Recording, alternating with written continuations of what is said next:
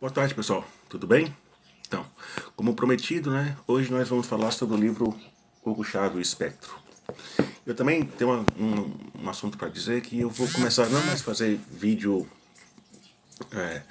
todos os dias, né? Que você acha que fica muito cansativo e são temas meus que as pessoas não se interessam muito, talvez nem é por isso não. É porque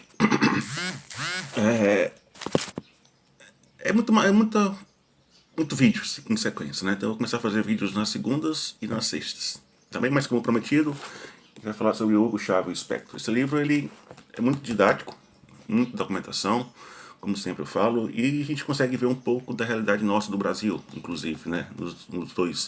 Nos governos Lula e nos governos Dilma. Ele dá uma boa balanceada pra gente saber por onde é que foi nosso dinheiro, na realidade. E esse livro, na contracapa, diz uma coisa muito interessante. Eleito em 1998 com a promessa de tirar a Venezuela da crise e com o compromisso de conduzir os venezuelanos ao desenvolvimento, Hugo Chávez desperdiçou a fortuna arrecadada durante a bonança petroleira para financiar um modelo de mundo que fosse o seu espelho, caótico e subversivo. E na capa ele já fala assim: como o presidente venezuelano alimentou o narcotráfico, financiou o terrorismo e promoveu a desordem global. Já é um... assim, sempre que você pega o livro você fica, louco, tudo isso, né? É um livro meio pesado. E o livro são 7 capítulos, né, com um pós-fácil só sobre o Brasil, né? No total são 195 páginas, é um livro bem fácil de ler, muito bom. E logo no começo, que ele denomina como uma jornada, ele fala que o jornalista tem por obrigação ser imparcial sempre, né? Sempre se buscar em fontes primárias para fazer o trabalho que deve ser, um trabalho bem correto. Esquecendo o lado direito, o lado esquerdo, enfim, isso não importa. E nesse mesmo capítulo, né, ele já começa a falar um pouco sobre algumas situações que ocorreram em relação à Venezuela, que foi o que ela andou fazendo em relação ao resto da América Latina, né? E nesse livro também, ele explica a infância de Hugo Chávez, né? Na verdade, Hugo Chávez ele sofreu muito com o pai e com a mãe, né? E tem até uma coisa interessante, que quando ele já era, né, o ditador da Venezuela, a mãe dele estava do lado dele e um dos soldados pegou uma cadeira para a mãe sentar. Para quê? Né?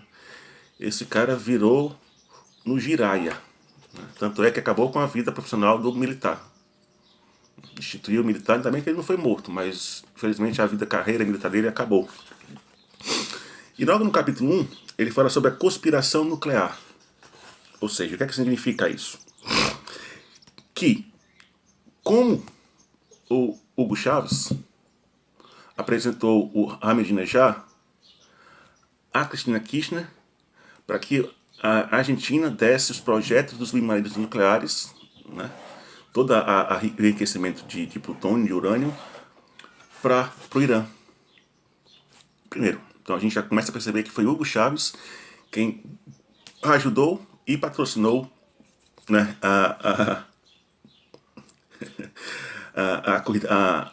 o projeto indústria militar do Irã, né? Então aqui fala um pouco do encontro, inclusive eu vou repetir aqui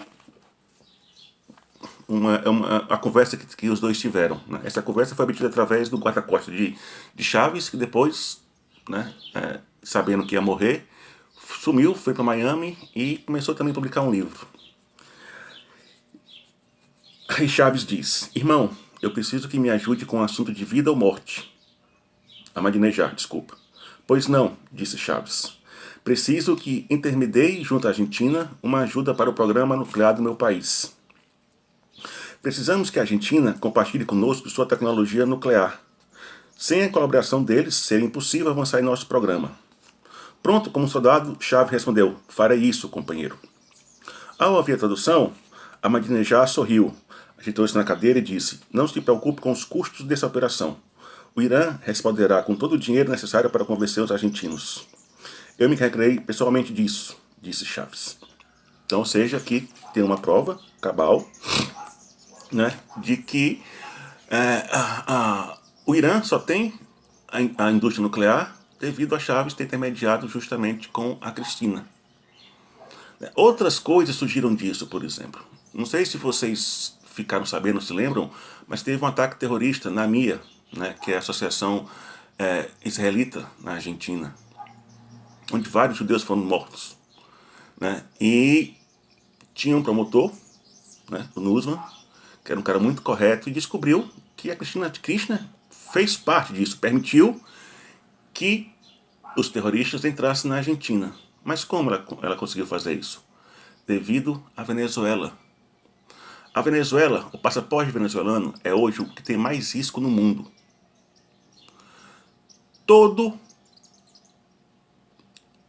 Pessoas do ISIS, da Al-Qaeda, Ayatollah, todos têm passaporte venezuelano. Todos. Inclusive, o vice-presidente da Venezuela é um árabe. Então você vê como Chávez é aquela coisa, né? Ele queria implantar a sua visão de mundo e não tinha como fazer. Inclusive esse Nussmann depois foi morto, tal, será que ele foi suicídio, mas já sabiam que não. E a Cristina Kirchner só não foi presa por quê? Porque agora é senadora, né? E pode ser agora vice-presidente, que eu espero que isso não aconteça, pelo amor de Deus. Mas como foi isso, né? O governo venezuelano, através de Chávez, comprou muitas dívidas da Argentina. E através disso é que ele conseguiu colocar o Irã lá dentro. Ou seja, ele abriu mão de muitas das dívidas que ele tinha. Inclusive, o valor que foi pago em 2005 foi de nada menos 2 bilhões de dólares da dívida argentina. Ele tinha comprado 6, abriu mão de 2. Ou seja, o povo venezuelano, que esse dinheiro perdeu, mas ele ganhou o dinheiro do Irã. Né?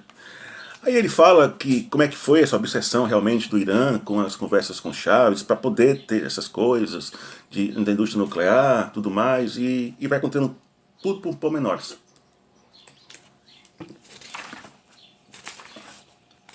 Um outro ponto muito importante é que ele chama aqui de conexão Teherã, Caracas e Buenos Aires.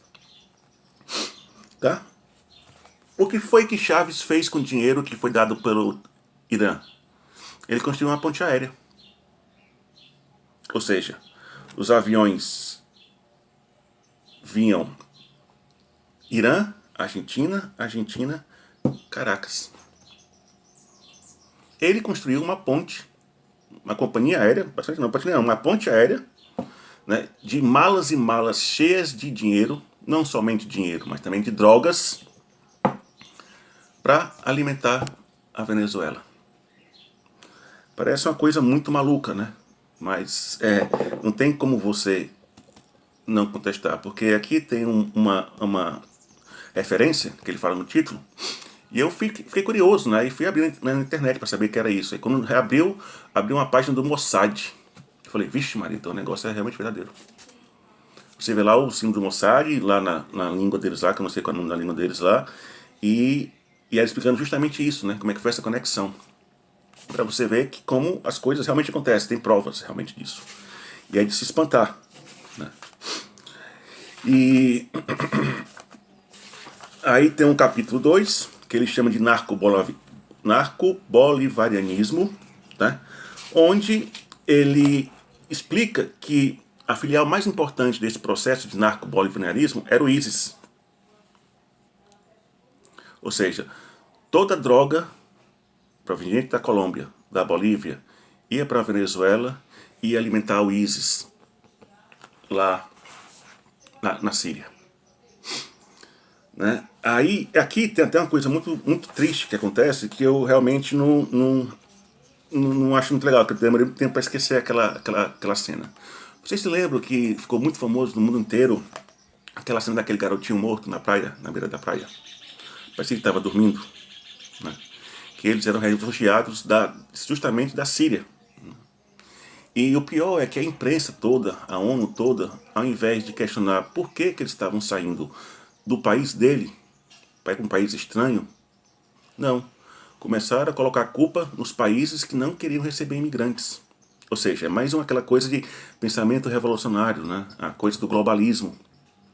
Ninguém se preocupou o porquê. É justamente isso.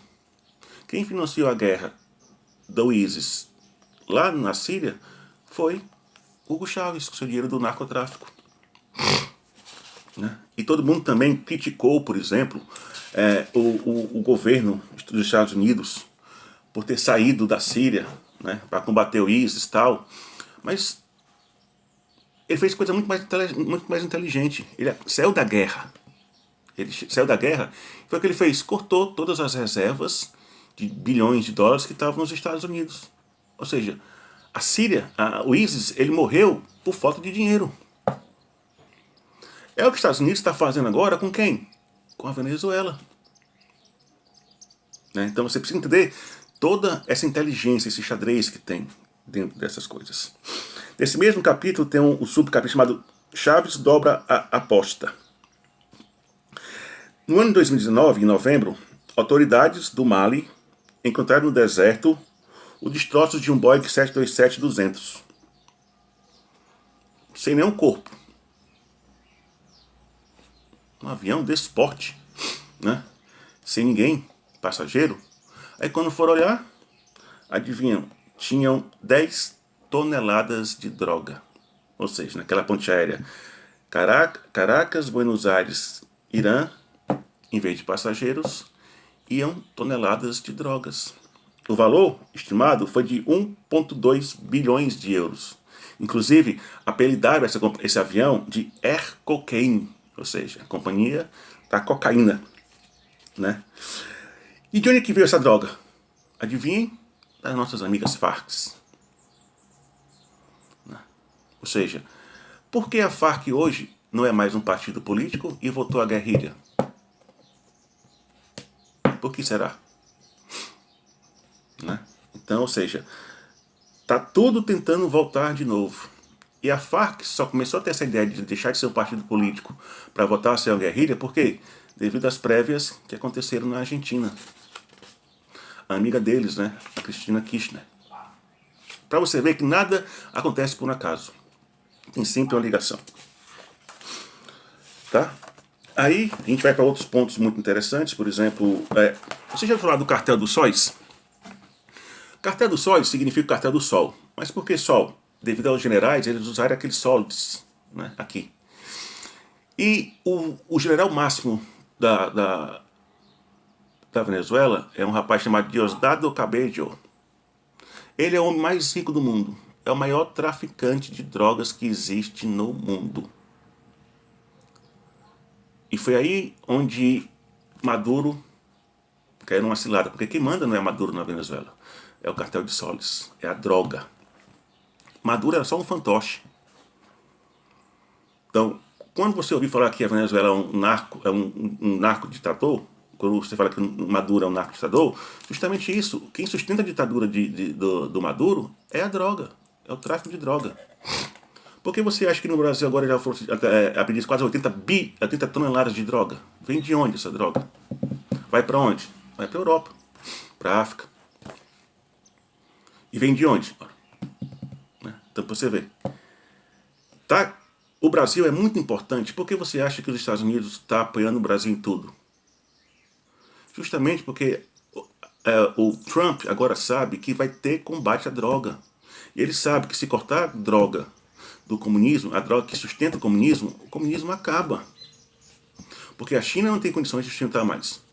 A Rússia não tem condições mais. Cuba nunca fez nada, só receber dinheiro de droga. Né, e criar o Foro de São Paulo. E aqui ele fala muito bem sobre o Foro de São Paulo.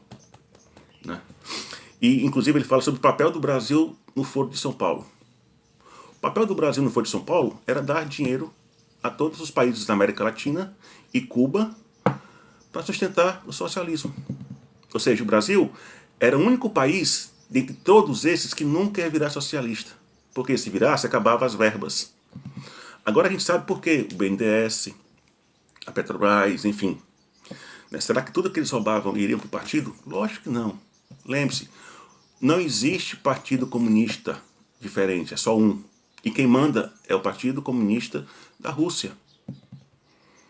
O PT, PSDB, PSOL, eles são filiados ao Partido Comunista da Rússia. E tem que seguir tudo o que a Rússia mandar. E qual é o principal?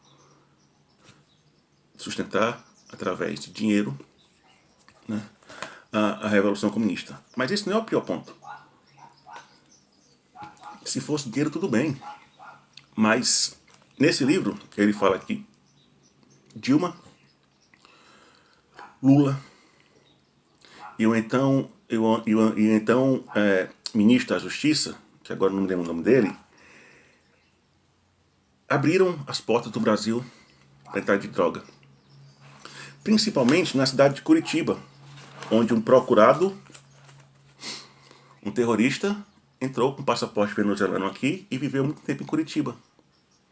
Né? E porque o Brasil sempre tem tríplice fronteira. É muito fácil passar droga por ali.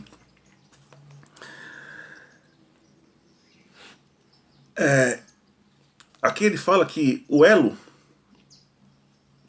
entre o Brasil e a Venezuela, quem fez foi Maduro. Apesar de Chávez, né, já ser muito amigo do PT, mas o próprio Lula diz que Chávez era muito louco. Então ele não podia fazer parte disso. O Chávez era muito malucão, muito malucão. Ou seja, aquela mesma coisa, né? Chávez é maluco, mas eu sou melhor que o Chávez, sou melhor, não sou tão comunista como ele, mas batem foto juntos, enfim. Né? E aqui ele fala que todo esse processo que ele chamou de revolução, foi a Hollywood, foi descoberto pela Lava Jato. Né? Inclusive aqui tem um depoimento do João Santana, né? Dizendo que foram ganhos 7 milhões de dólares, né? E depois foram entregues mais 11 milhões de dólares. Isso foi entregue pessoalmente à Mônica e ao João Santana. Colocaram eles nos carros, né? O carro no meio assim, com esse pretão todo blindado, com a comitiva de segurança. Pararam lá na casa de Maduro, botaram na garagem, os dois subiram, Maduro falou, tá aí. Os dois pegaram as maletas e foram embora. Pra você ver como é que é o esquema. Né? E mais à frente aqui ele fala um pouco mais sobre a MIA, né, aquela coisa do relação ao Hezbollah, que foi através da Venezuela que o Hezbollah entrou no Brasil, entrou na Argentina e que causou toda o ataque. Né? Aqui ele fala que um terrorista chamado Ali Ibn Abi Talib, né, era o principal membro muçulmano de Curitiba, e esse cara que entrou realmente através da Venezuela, ser um terrorista. E como é que foi isso? A Polícia Federal Brasileira colocou um espião lá dentro e ganhou a confiança do pessoal. Né? E ele descobriu tudo isso. Tanto é que depois ele... E como é que descobriram isso? Né? Assim, é até interessante. Da outra vez que ele veio para o Brasil, a babá dele estava com a arma dentro da bolsa das crianças. Aí pararam. Aí foi que através... Como ele tinha um passaporte diplomático, porque a Venezuela não era boba, Chávez podia ser tudo duro, mas ele não era burro, pelo contrário. E aqui o próprio Renato Coutinho fala que a gente achava Chávez engraçado, mas ele era muito inteligente. Né? E a gente menosprezou ele. Esse é o nosso problema. A gente fala assim, não discuto com petista porque petista tem tudo, é muito burro. Nunca menospreze seu adversário. Na ponte do pirâmide tem uns caras muito inteligentes. Na base, são só aquelas gatos de manobra realmente. Eles só fazem aquilo, não sabe? Lula livre, Lula livre, Lula livre e enfim. Né? Então, esses são os gados, né? Esses são a massa de manobra. Então, para você ver como a Venezuela introduziu todos os maiores, vamos dizer assim, partidos comunistas dentro da América Latina. Aí mandou... Agora ISIS, Al-Qaeda... Enfim, tudo isso foi devido a Chávez, na Venezuela. Né? Inclusive a Venezuela participou daquele atentado que pela primeira vez tentou derrubar as Torres Gêmeas. Vocês se lembram? Que não conseguiram? Pois é, também era um dinheiro venezuelano. Ou seja, aqui você vê que é impossível. Na página 38 tem assim o subtítulo, o passaporte mais perigoso do mundo. Aí fala assim, a rede de emissão de identidades e passaportes falsos que possibilitou a Mohsen Rabbani furar o bloqueio da Interpol serviu para encobrir a ação de dezenas de terroristas. Imagine aí, quantos terroristas não estão aqui? Inclusive, isso é fato, tem um terrorista na embaixada da Venezuela no Brasil. E o Brasil não pode fazer nada porque é embaixador. Né? E aqui ele fala que o flerte com o Hezbollah começou muito antes de Chaves, mas foi Chaves quem finalizou, ou seja, eles chamam até de partido da cocaína. Inclusive aqui ele também fala do cartel de Medellín, Pablo Escobar. E aqui tem uma parte muito interessante que Pablo Escobar fala: nós vamos acabar com o Ocidente sem dar um tiro, através da droga, né? Como já aqui naquele livro ontem a gente já explicou sobre isso, né? Então você vê aqui como essas coisas elas estão ligadas, né? E aqui ele fala do sonho de Chaves de acabar com a Europa. Não sei se você se lembra, mas o príncipe, o rei da Espanha, falou a seguinte coisa: por que não te cala? Numa reunião que teve. Então Chaves ficou muito puto. E a revolução, o socialismo do século XX, que Chaves imaginava, começou na Espanha. Por que ele começou na Espanha? Aqui ele fala: a escolha não era trivial, mas que de homem comum e vários outros elementos culturais, além da existência de uma base chavista dentro dos movimentos de esquerda espanhóis, Chaves mirava o inimigo original, os conquistadores. É sempre aquela coisa, né? Tudo é culpa de alguém. Para a Rússia era o imperialismo americano. Para o Chaves era o conquistador espanhol. Então ele queria acabar e conseguiu. Hoje você vê a Espanha totalmente de esquerda, né? Infelizmente. Tá? E obviamente que em 2006, né, falando da nossa famosa ponte aérea da cocaína, teve uma tragédia novamente, mas dessa vez da equipe do Chapecó. Ué, como é que o acidente do time de Chapecó tem alguma coisa a ver com Chaves? É isso que nós vamos ver. Tá? Os pilotos da aeronave eram de quem? Bolívia, mas eram os militares. Então, quando teve o acidente, Evo Morales disse que ia caçar as bruxas. E o sogro do piloto, que também foi piloto da Força Aérea Boliviana, sumiu para Miami. E lá ele falou que era comum Evo Morales usar os aviões da Força Aérea Bolivariana para mandar cocaína para a Venezuela.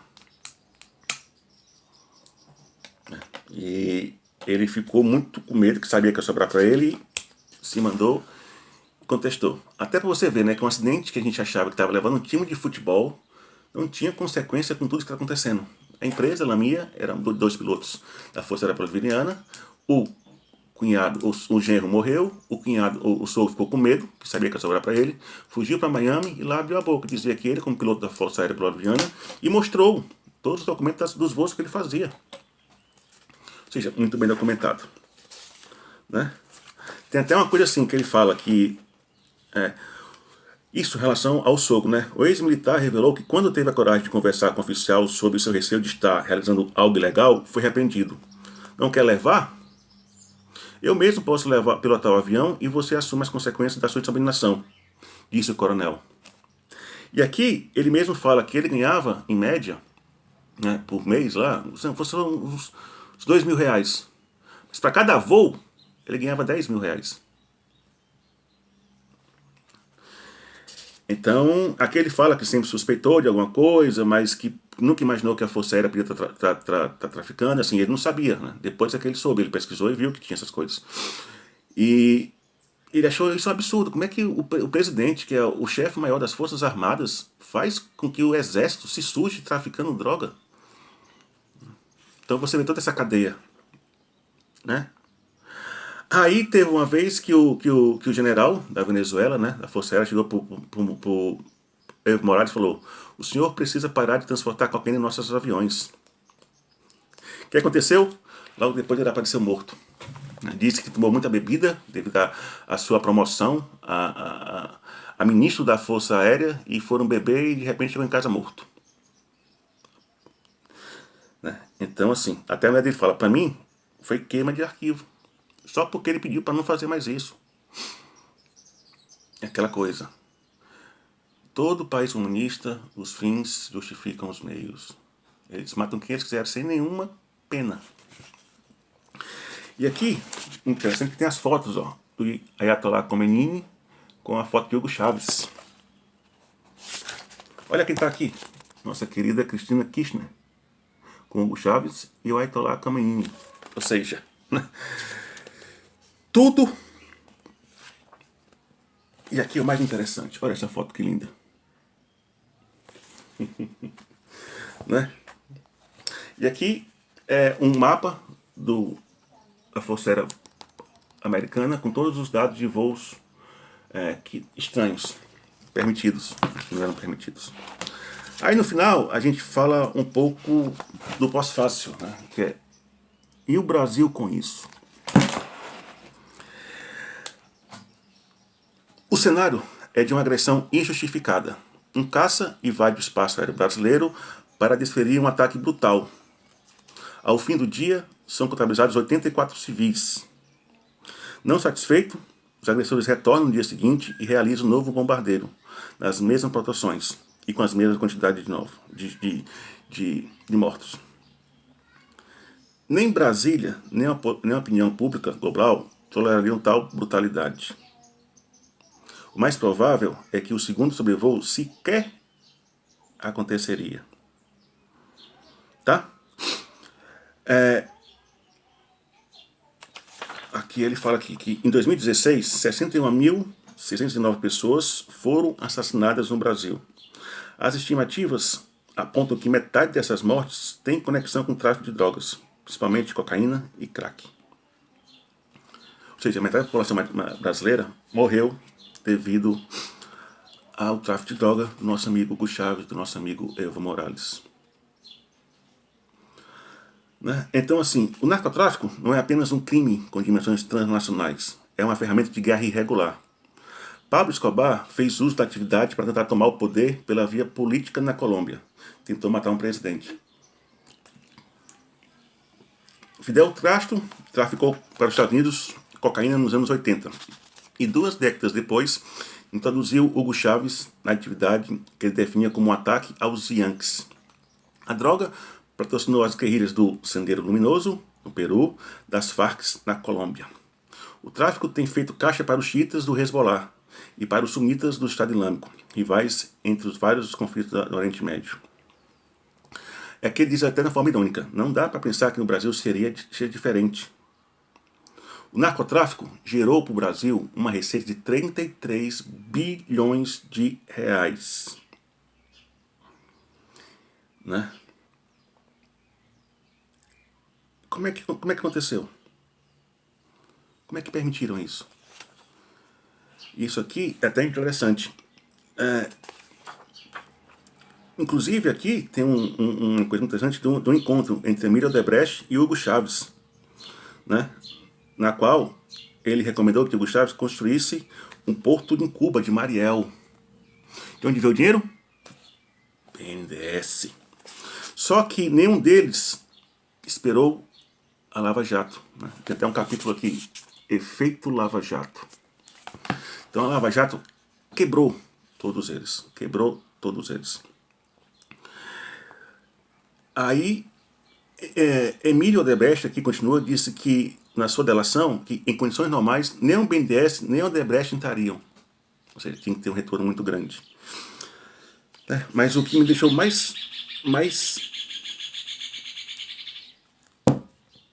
chateado foi saber que a Dilma, o Lula e o então ministro da Defesa, Ailton Jobim, sabiam que tinha uma rota irregular e que na primeira vez que essa rota aconteceu, chamaram, né, o rapaz lá do CENIMPA, chamou o superior, que falou com o ministro da Defesa, que era para interceptar, ele falou que não, que nunca interceptassem essa rota.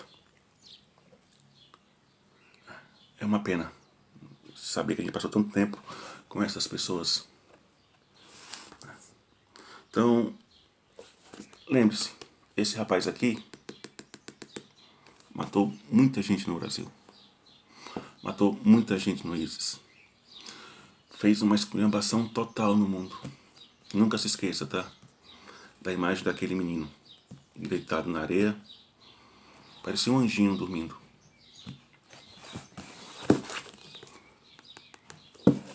Foi ele quem matou. Tá? Muito obrigado, o vídeo ficou longo, mas tinha que ficar porque é imprescindível. E eu vou passar a fazer vídeos agora só na segunda e na sexta. Vão ser vídeos mais longos que vocês podem assistir ao longo da semana. Tá bem? Fique com Deus, bom final de semana, paz e bem.